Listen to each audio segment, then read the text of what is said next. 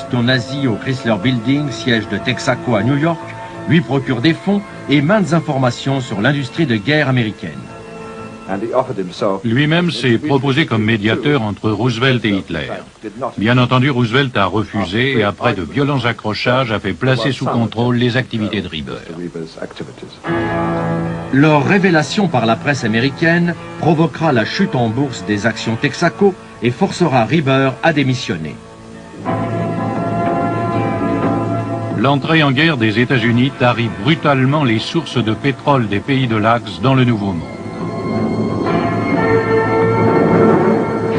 Ce sont les puits roumains, étroitement protégés par la Luftwaffe, qui leur fournissent désormais le plus clair de leur carburant. Mais même poussée au maximum, la production est insuffisante.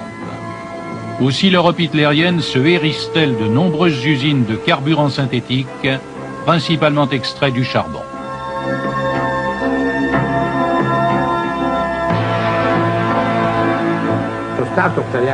Quant à l'État italien, il avait confisqué tous les réseaux de distribution, de production et de raffinage des compagnies pétrolières américaines et anglaises. Il avait chargé la JIP de gérer ces installations. Cette mission valut à la JIP le violent ressentiment des Américains qui la lui firent payer durement après la guerre. En Extrême-Orient, les Japonais se sont emparés de tous les gisements de Birmanie et d'Indonésie. Début 1942, ils occupent l'entièreté du littoral chinois, coupant les armées de Chiang Kai-shek de tout accès à la mer. En coupant la fameuse route de Birmanie, ils achèvent d'isoler totalement la Chine du monde extérieur. La situation des armées chinoises est désespérée. Les Américains vont alors établir le premier et le plus long pont aérien de l'histoire.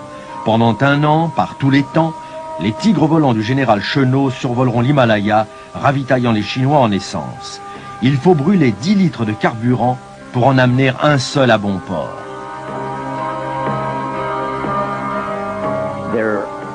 Il y avait de l'essence disponible à Bahreïn. Et les forces américaines, plutôt que de se ravitailler à Abadan, à la British Petroleum, préféraient acheter du pétrole à une compagnie américaine à Bahreïn. Dès le temps de guerre, le comité de Truman ouvrit une enquête sur le prix prohibitif d'$1 le baril payé par la Navy. Cette enquête fut poursuivie par le sénateur Brewster du Maine, mais elle n'aboutit à rien. On ne put prouver qu'il y avait eu tromperie sur les prix.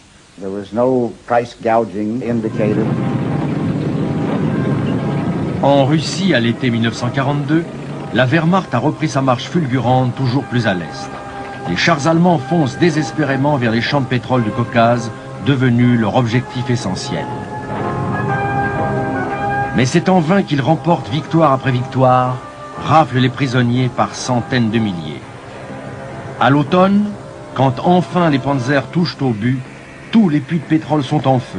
Les Russes les incendient à mesure qu'ils retraitent. Les Allemands ne conquièrent que des brasiers qui ne s'éteindront qu'une fois taris.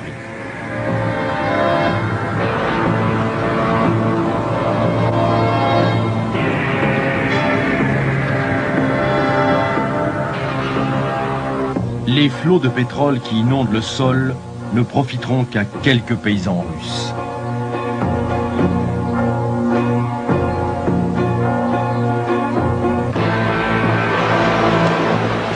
De leur côté, les Allemands savent combien est vital l'acheminement du carburant nécessaire aux armées alliées.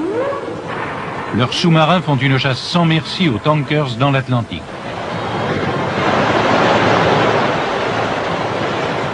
En 1939, le Reich alignait 60 submersibles.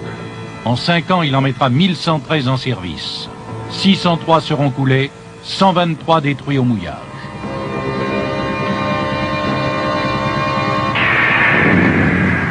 Mais ils couleront 23 300 000 tonnes de navires, dont plus du tiers rien qu'en 1942. La BP perdra la moitié de sa flotte pétrolière. Et c'est seulement fin 43, grâce aux capacités prodigieuses des chantiers navals américains, que le tonnage construit excédera le tonnage coulé, et que grâce aux sonars, aux porte-avions et aux convois, les Alliés gagneront enfin la bataille de l'Atlantique. Dans ce monde à feu et à sang, le roi d'Arabie Saoudite, lui, ne songe qu'à son or. Il n'y avait pratiquement plus aucune production de pétrole en Arabie Saoudite, mais le roi, dont les besoins d'argent ne cessaient de croître, en exigeait toujours davantage. Et l'Aramco était réellement incapable de faire face à ces demandes, pour la simple raison qu'elle-même ne gagnait plus rien. Les Britanniques réalisèrent les premiers à quel point il était indispensable de garder les Saoudiens et Ibn Saoud dans le camp allié jusqu'à la fin de la guerre.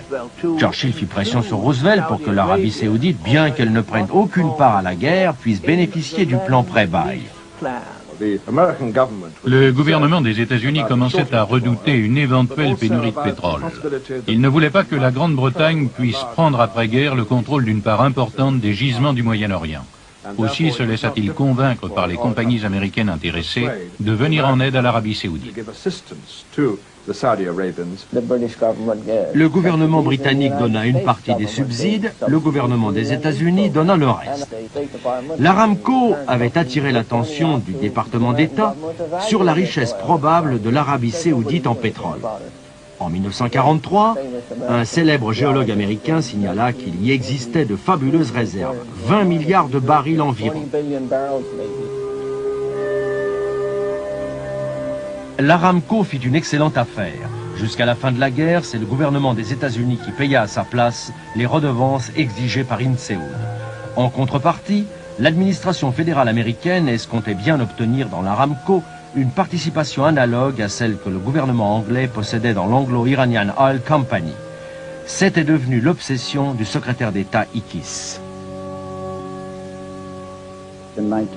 En 1944, en effet, les réserves pétrolières des États-Unis donnaient des signes d'épuisement. Elles avaient fourni l'essentiel des approvisionnements de guerre, et Ickes en était conscient. Sacrifions un peu du plaisir de conduire ou de nous chauffer au profit du pays. Économisons le pétrole pour nos navires de guerre. En coopérant, nous en épargnerons des quantités appréciables, tant pour notre défense nationale que pour nos porte-monnaies. Ickes estimait sincèrement que quelque chose d'aussi essentiel que le pétrole devait être totalement géré par le gouvernement. Et il fit tout pour que le gouvernement prenne le contrôle absolu de la situation. Il créa un office des réserves pétrolières qui avait mission d'acquérir des parts de concession pour le compte du gouvernement des États-Unis. M. Ickes était particulièrement désireux de prendre un contrôle sur les gisements du Moyen-Orient. Ils étaient vitaux pour les États-Unis. Et Ickes ne faisait pas confiance aux compagnies pétrolières pour faire passer l'intérêt national avant leur propre intérêt.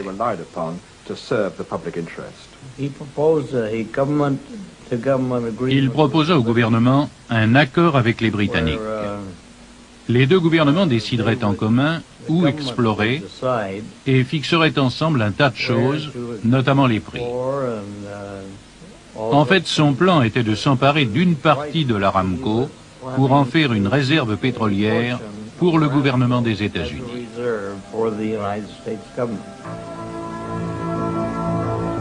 Bien qu'elle n'ait sauvé ses concessions en Arabie Saoudite que grâce au fonds du gouvernement américain, l'Aramco refuse cyniquement à Ickes toute participation fédérale dans son capital.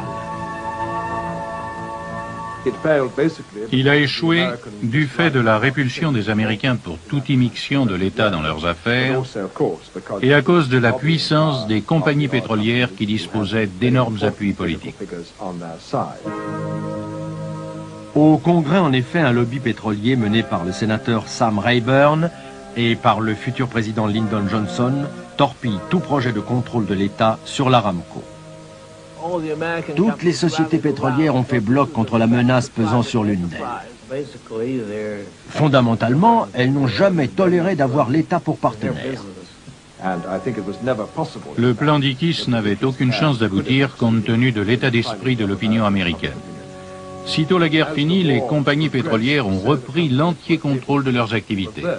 Et avec leurs alliés de Washington, elles ont fait échouer définitivement le projet d'Ickes et du gouvernement fédéral, qui en réalité n'était qu'une forme déguisée de nationalisation des réserves de pétrole.